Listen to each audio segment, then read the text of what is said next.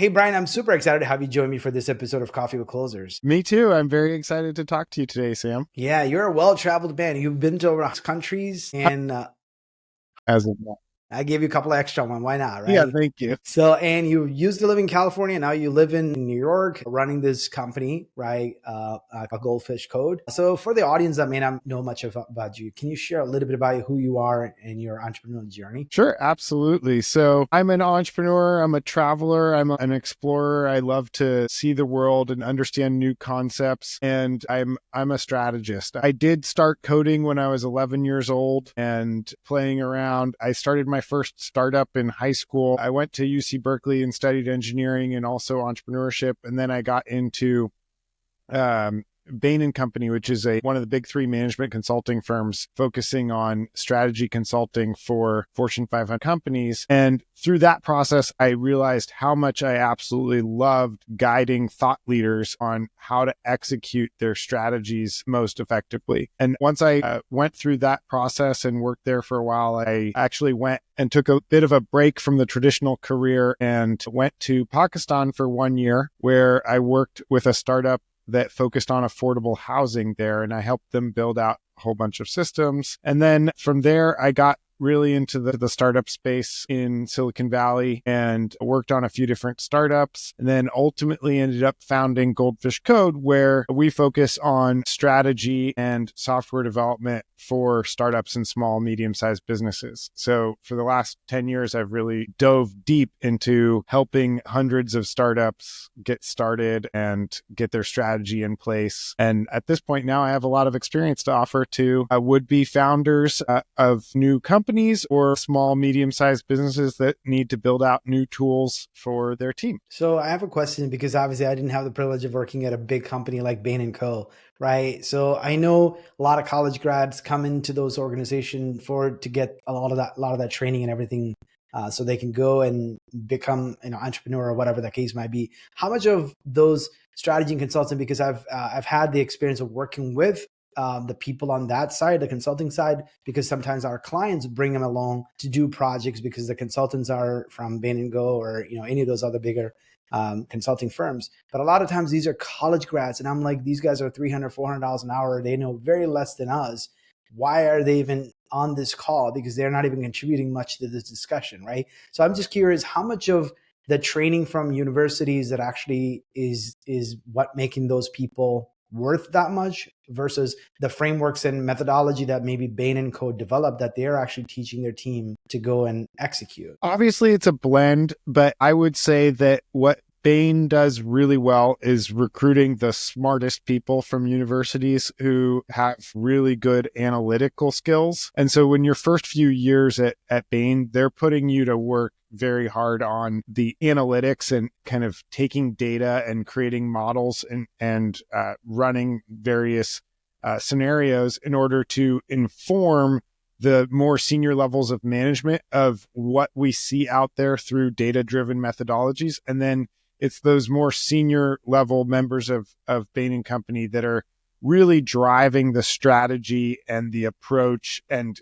kind of directing the analysts in terms of what to do next, what to focus on next. And then as an analyst, you really are learning a lot from these senior level people throughout the process, because they ask you to essentially make your own recommendation, and then they listen to it, and then they correct you and say, okay, this is what I would have actually recommended. This part that you said was good, but you should also think about this. And kind of the way that those companies foster their own future growth is by just continuous ongoing training of the employees at the junior level. So I felt like my entire time period there was a baptism of fire of business school and learning, and really growing in terms of my eye for, how businesses should make decisions and think through things. And I feel like that the time there was totally invaluable. The other thing that they do really well is they train you and drill you on the importance of zero defect. So making sure that you're not introducing mistakes, you're not like even just small things like a spelling error or even on a slide, formatting your bullets and one slightly indented wrong. Every little tiny error compounds in terms of the recipient's perception of your quality. And so as you spend more time in an environment where people focus on those issues, it really trains you to have an eye for imperfection. And I've taken that to my clients and to my own team to teach them along the way, both the team and the clients, of, hey, this is off, here's how we could do this better. And I've seen that as well with my peers who were at Bain Company with me and went on to start other organizations and companies. They've done really well because of this deep training in terms of just knowing, what is important from a strategic lens and focusing on keeping things very professional. After leaving those big consulting firm, you decided to start this Goldfish Code. So in terms of kind of the business model that you follow, is it more strictly just consulting? Can you tell us a little bit about the organization and what sort of service do you bring to the table? Sure, absolutely. So when I started Goldfish Code, what I really wanted to do was to leverage all the experience I had from working with several startups and in the software space and bring that to several clients at once, because I enjoy that about consulting is the variety of being able to move from one industry to another. So at Goldfish Code, the core of what we offer, technical solutions, so software development of products, but the way that we do it is by focusing on the strategy for the clients, because it's really important to make sure that everything that you build, you're building with the business goals in mind. So we start with all of our clients at what their business goals are, what kind of restrictions they're facing, and how they can best set up their business and the cadence of everything that we do to align with those business objectives. So whether that's closing that next round of funding or reaching a certain revenue milestone or so on and so forth, there's always some kind of story that is happening in terms of where the business is in their life cycle that is very important in terms of contextualizing the technical solutions that we might provide. So we start with that strategy consulting, and then we use that to help guide the client in terms of what we believe should be built for them. And obviously we're taking their input, but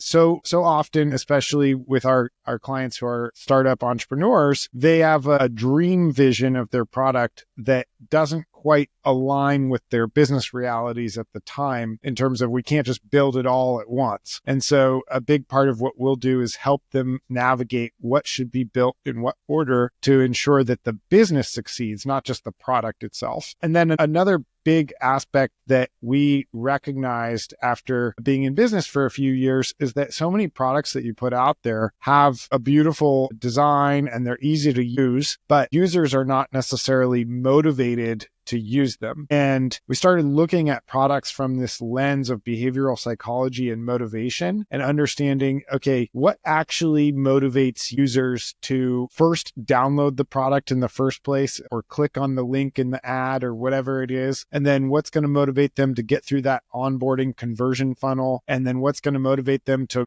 tell their friends about it and create that viral loop for the product. And when you start to look at these businesses from that motivation lens, it unlocks a whole bunch of insights about how to actually prioritize and sequence your features. And so we actually advise our clients on what should be built from the lens of motivation so that the users and potential users are motivated to do the specific actions that are going to align with the business strategy. So we need to hit a certain revenue milestone. Well, what are the specific things that we can do to motivate people to pay us money? And I know that sounds overly simplified, but when you break it down into all the different micro business objectives, it really informs what we should be doing and helps deprioritize things that are kind of nice to have, that are maybe more standard or typical, but not necessary for this particular stage of the business. And so we leverage all of that to really help our clients succeed as a business. And it's for that reason that most of our clients stick around for a long period of time. We're not just a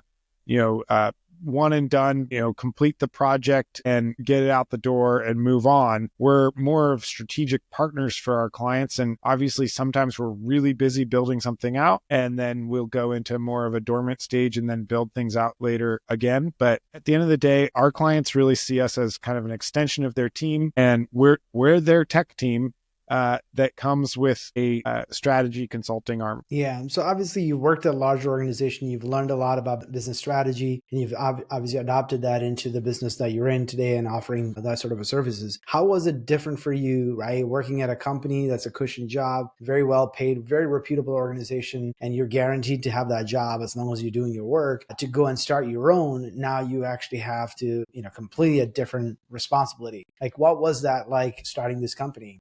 And now you're about 10 years into it. So definitely a different story. I'm just curious to learn, how was it like to start that? Well, you're absolutely right that, it is a big difference, and it's difficult to leave a cushy job with a salary that's not tied to your own performance on a direct basis in order to start a company where you only eat what you kill. And it was really, I would say, kind of scary at points in the early days. There was actually a point at one point where, when it was really early and I had 2 clients and I lost both of them on the same day, and then I had no clients. So it's nerve-wracking, but building your own business is so much more exciting and rewarding. And I think that it's not just about the money or the finances, but it's also, you only live once, and you get to go through different adventures in your life. And for me, I've always been passionate about building things and creating things. Even when I was a little kid, I would make all kinds of stuff out of Legos and just put it there. I wouldn't destroy it. And so, for me, building businesses and helping others build businesses was so much more exciting than working for a big cushy job and having kind of these, like arbitrary restrictions being put on me. I would say that I probably would have made more money in my career and maybe have had more free time if I didn't go down this path. So it's not necessarily a situation where you start your own business and it's all roses from there and you're the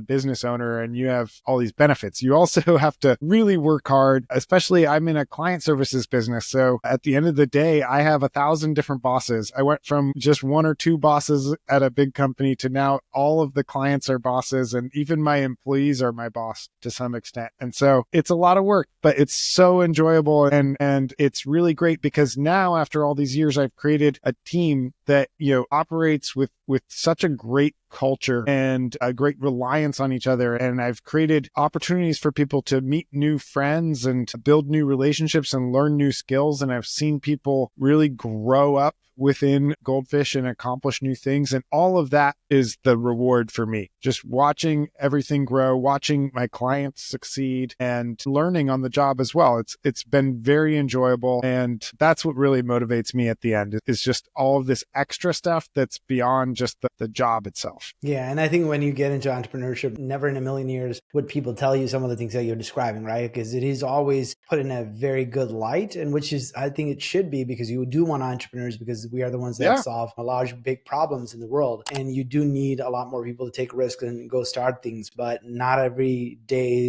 is a fun day, right? Like you said, if one day you got 2 clients and both of them call and say, I don't want to work with you, that's gotta be nerve wracking. It takes a special type of personality to actually hear that and not be beat up, right? And just pick up and go and let me go figure out how I'm going to meet the payroll tomorrow, right? That's just how you would do. So obviously you've learned a lot of lessons in the process. You've been at the business for 10 years. So can you share some of the big lessons you've learned by building this company? Yeah, I would say number 1 lesson is that what matters most is that you are creating value for clients, and that you think about the way that you sell your services in terms of the value that you're going to deliver, not in terms of what the standard price is or the standard offering is. And that's where how we aligned on this kind of more unique offering of strategy plus software, because I realized that just building what people asked for didn't give them nearly as much value as if I were to go in and offer my own advice on what to do, like in terms of sequence or what features to build, because we can drive more value towards success. Because I've done it so many times, and a lot of our clients, it's their first time going through this kind of process. So there's so much more we can offer. That's one of the big things. The other, just for entrepreneurs, it's really, really important to recognize that it's a marathon, not a sprint.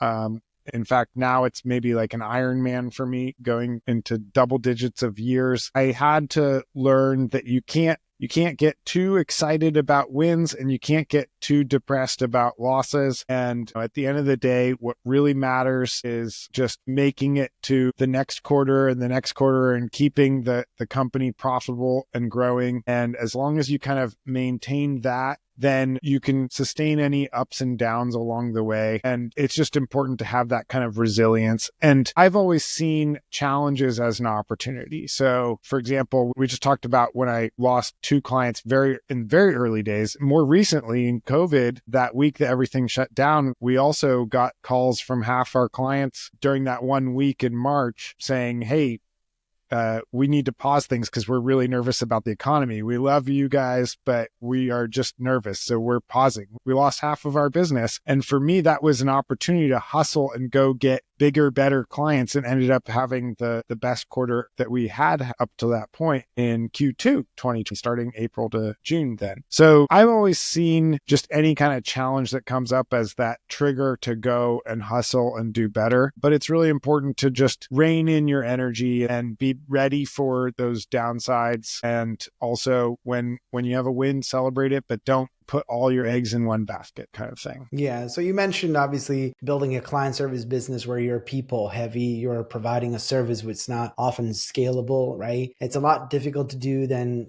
sometimes you're helping other people do, which is build products that are a lot more scalable, right? And it's exponential in terms of revenue potential as well. So what are some things you put in place in terms of systems and process, or even frameworks that you use, whether it be like, I don't know if you've heard of like Traction or, EOS or anything like that, to actually manage the organization and the business, and to remove yourself as much as possible from the day-to-day? Absolutely. So the way that we have structured our business to keep it really simple is just into 3 departments. It's client fulfillment, and that's anything and everything having to do with the client and their entire life cycle, from strategy to design to development, front end, back end, DevOps to quality control, all of that. All of that is the work for the clients. And then there's operations, which includes everything from finance, accounting, legal, HR, all of these day-to-day kind of tasks that need to be managed by someone on the team, and then sales and marketing. And so with those 3 different departments, I've found that the best way to replace myself is to make sure that there are people who are leading up each of those areas. And then I've positioned myself to be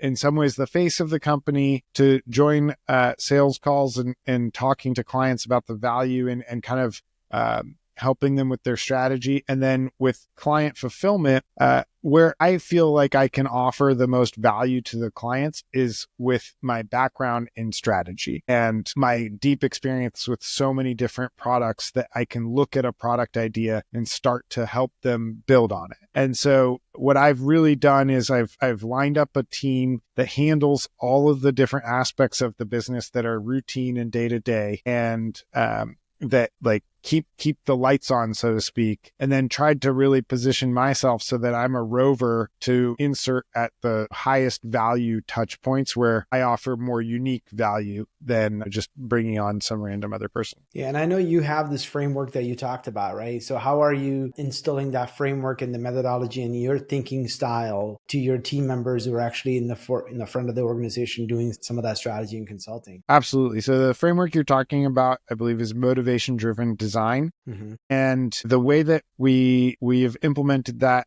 throughout our organization is, number one, we do have training on it internally. So I, educate our own team about it. Number two, for the clients that sign up for this, we actually take them through a motivation driven design course and do weekly meetings for a while, going and applying the principles of motivation-driven design to their particular business. And whoever's involved in the project for that particular client is involved in that process. And by osmosis is learning more and more about motivation-driven design. As those employees see that applied in different projects, it naturally becomes part of the way that they think about products and the way that they advise clients on what should be included as well. And then the final way that we do it is we actually eat our own dog food and use some of the motivation-driven design principles for our own company. Because at the end of the day, motivation-driven design is something that's actually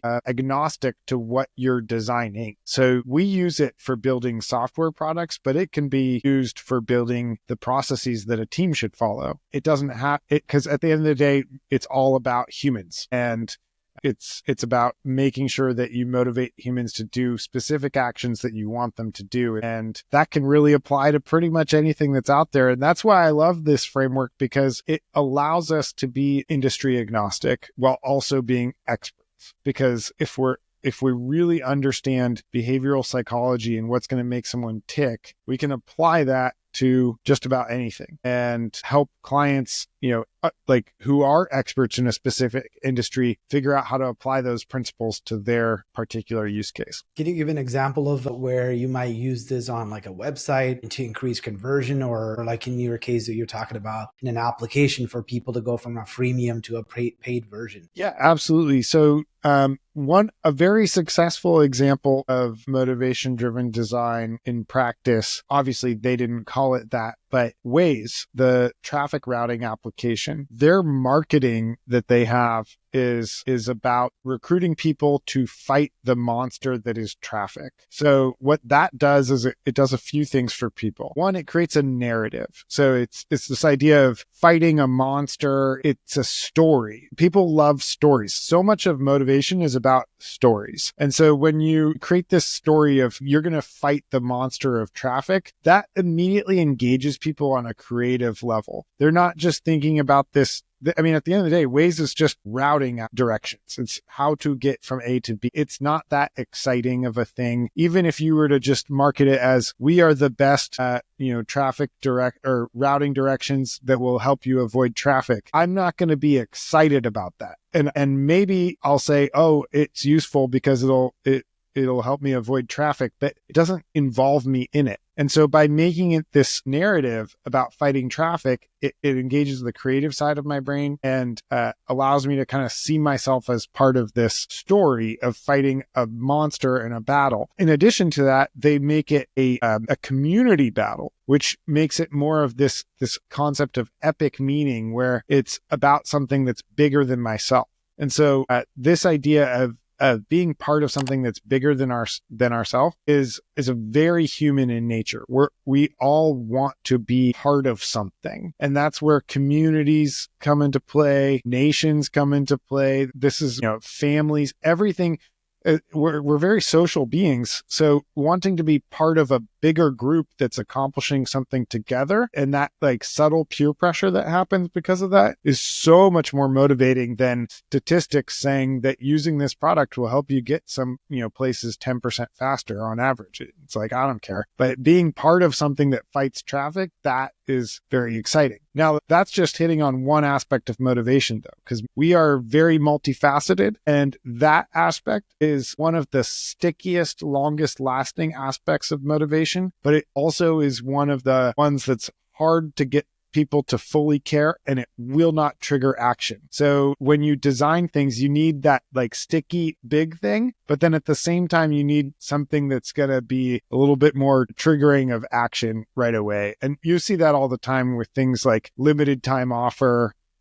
So you get a discount only if you sign up now. Those kinds of things are create like this sense of urgency and will motivate someone to do something today. But if I get a limited time offer, I'm not going to do it every day. Right. And so you need the sticky long-term thing. And then you need that like the little like kick in the butt to go ahead and do the action. And between the two, they become kind of a virtuous circle where you get people involved in the long run. Yeah, I've seen when you go to like events pages or like registration pages, you have like a status update of how many people actually just like you just booked that ticket or, register for that event. And it gives you the feel like, oh man, maybe I should also attend because there's a lot of people like me that are registering to attend. And I think the same thing is true of like the social media content when people are commenting and or they actually thumbs up or down your comment, you feel like I got to get back in that discussion again because I got to make my point clear, right? So it keeps coming back. And I think there's definitely some gamification effect in this sort of a framework, it seems like. Exactly. Like Etsy will often say, 4 other people have this item in their cart. Mm-hmm. And that's very interesting because it tells you 2 things. One, it does create this scarcity. You start to think, oh, maybe it'll sell out. I better buy it before other people. But then the fact that they tell you that there's other people with the item in their cart also creates this social peer pressure kind of thing where, oh, I can be like these other people if I also put it in my cart. And, it's a little bit more information than just there are 4 items left.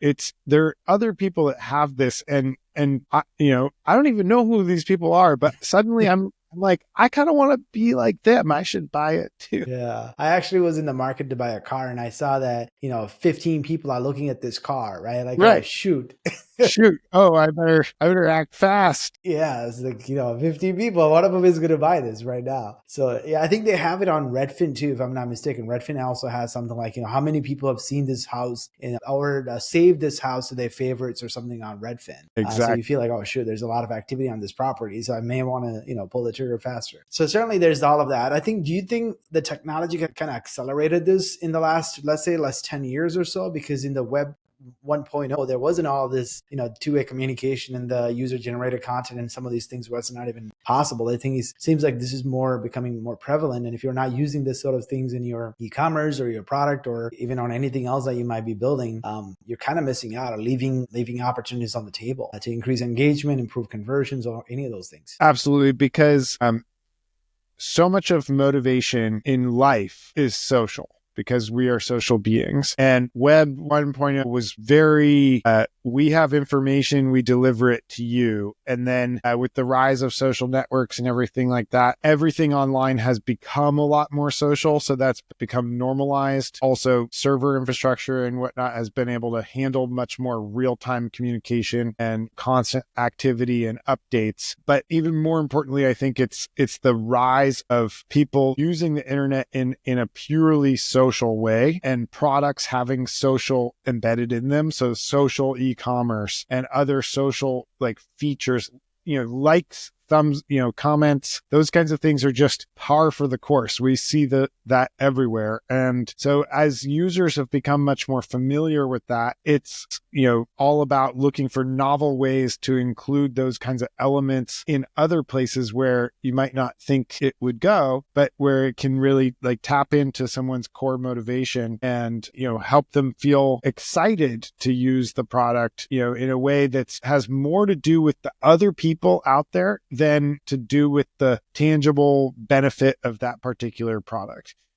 People respond much more to emotions than to numbers. That's really what it comes down to. Yeah. You just made me realize, I don't know if you can see this on the screen. You got your achievements. Yeah, so this is actually an app called Tonal, which is attached to the fitness machine that I have, which is a digital weight machine. Yeah. And prior to COVID, I used to go to a gym, very fancy gym, had the membership, but very rarely I would make it because it was just a hassle, a 20-minute drive going there, 20-minute coming back. I'm tired from work and I don't want to go, right? But then this is 25, 30 minutes a day. I can do it in my house, but it actually has the social proof and the social engagement aspect of it. So on Tonal, I think this machine is probably around since 2000. Or 18, or I don't know when these guys came about, but 20 onwards, they became a pretty massive company. And I think they're probably one of the largest when I think about the virtual gym, right? Bigger than any gym in the world because they have 74,000 and 80,000 people on this platform, all working out. And then it shows who is actually on that program with you. And you're on this, this poll of 78, 80,000 people and what level you're on, you accomplished and the number of days that you've been never missed a workout. So it just tracks all of those things. And even on the turkey day, hey, if you worked out, you get extra points for working out on Turkey Day. So it just like gives you this excitement to work out that I didn't have before I had something like this to keep me motivated, right? And I just, when you start explaining, it's definitely a lot to do with motivation and the social proof aspect of it, and actually gives you people an opportunity to get, stick with some behavior, right? Some habits. Yeah. It's definitely powerful. And the same thing with I use the, not Oral-B, but the Philips has like a toothbrush that actually tracks how frequently you brushed and whether or not you brush twice a day. And it gives you like, oh yeah, thumbs up, you did twice a day and all of that stuff. Stupid thing is brushing your teeth, right? And it just gives you a motivation and it tracks your good hygiene habits. So I can see this is actually very powerful, and it's actually in my own life. I don't pay attention to it, but I am But it's gravitated happening towards around it. you. And it's happened to me in real time. I didn't even realize until you just kind of brought it up to my attention. Yeah. So some of those elements that you're talking about are more of what I would call OG gamification, where it's, here's a badge for doing something, or here's points for doing this, and we're going to track your streak and all of that. And that is very motivating. But what enhances it is when you add in the social aspect and add in, the community, and really look at other behavioral psychology factors in addition to these series of achievements that you have, because you want to create those rewards, but then have something bigger behind it. And it's very hard to articulate, but there's a series of things that if they all flow together, it creates lasting motivation, rather than just motivating you for a couple months or for, to sign up or whatnot. Because all of these businesses, what they really want is a lifelong customer. They don't want someone who's just come around for, a day or for a few months.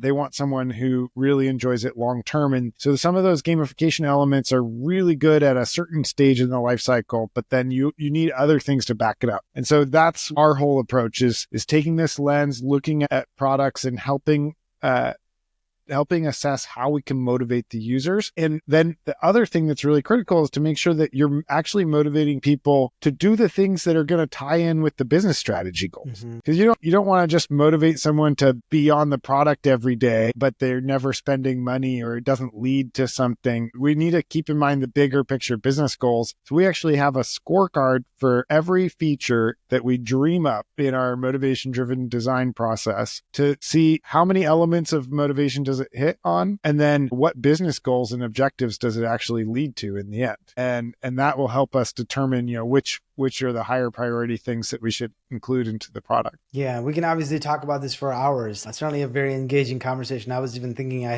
don't know if you heard of a brand called Withing. I think they're a Canadian brand. They have a lot of medical digital measurement things like the weighing machines, your blood pressure cuff and all of those things. It also tracks your weight gains or like your fat, whatever you want to call like your body fat, BMI, body fat mass index and whatever else. And it actually kind of reports and tells you like, oh, you're improving. And there's a little bit of a gamification aspect of it too, right? Like it actually gives you a reason to actually check your weight every day and track the progress and all of those things. So I'm seeing more and more applications are leveraging this. If you're not in the field like you are, you just don't pay attention to this. You just know it's there, but you don't understand, oh, wow, this is the thought process behind why they built this, so that people actually continue to want to use the product. And it's becoming the standard now. Yeah. So if you introduce something blindly without thinking about any of that stuff, you might not know why your product isn't really working out. Yeah. And, it's because it's not obvious, but, that could very well be the reason that you haven't really thought about what's motivating the users. Definitely. And if you have a retention problem with your product, you probably need to reimagine what could you do differently to motivate your user for sure. Obviously, there's a lot more. I'd love to hear more about you personally. What are some of the things you're doing to grow personally, especially as an entrepreneur, growing your strategy and your thinking and all of those things? What are some of the things you're doing to do that? Absolutely. So what I really try to do is I try to give myself kind of goals for periods of time to learn about new aspects of entrepreneurship. And so I'm always dedicating a certain percentage of my time to reading and learning new strategies. I read a lot of books. That's influenced, a lot of my ideas. And then I use that to actually create new IP for Goldfish, for the way that we consult our clients and the way that we structure our services. And so I feel that when you go out and have the humbleness to say, I'm not the world's genius. I have some smart ideas, but there's tons of more smart people out there that, and then go and watch their, TED Talks, read books, and then see how those ideas, come together. But then in order to make sure that I really learn it, I try to make our own, new IP based off of that. Mm-hmm. And I know implementing is definitely a difficult thing for me when I read books. I get a lot of ideas and then I just fail to execute a lot of those things. So obviously you're creating IPs and doing those. What's kind of like your practical way of doing that from reading a book to actually seeing that being implemented in the business? For me, I think that when I succeed at that, it's because I set aside time to allow for free thinking. I think that one of the big struggles that a lot of entrepreneurs have is that the schedule is very demanding. I mean, my personal schedule is extremely demanding, so I struggle with this also. But it's amazing what you can come up with if you just have a little bit of downtime where you're not relaxing, you're working, but you're not working on a particular spreadsheet or working on a particular email, or you're not doing something. You just reflecting. And I'll open up a blank Word document, and obviously I have some sort of theme or something that I'm thinking about, but I'll just start brainstorming. I'll pace around the room, listen to some music. And I usually do a lot of that after I've done a bunch of reading in some space. And so then it starts to come together, and, or I make a new cup of coffee while I'm making it, a new idea pops into my head and I just write it down. So for me, I think it's mostly about creating that space for your brain to sort of wander and digest what you've recently consumed. Makes sense. And then obviously you mentioned your schedule is very demanding on you. So what are some practical ways you've been able to kind of do a better job of time management so you can prioritize and execute what you need to do? Yeah, so I've compartmentalized my week into kind of 3 sections. Mm-hmm. I've recognized that when I have 2 types of work, I need to manage people, both employees and clients, and I need to get stuff done. And so I call that maker mode and management mode. And so when I'm in maker mode, I need the headspace to focus. If I'm going to build out a slide deck, or if I'm going to take a client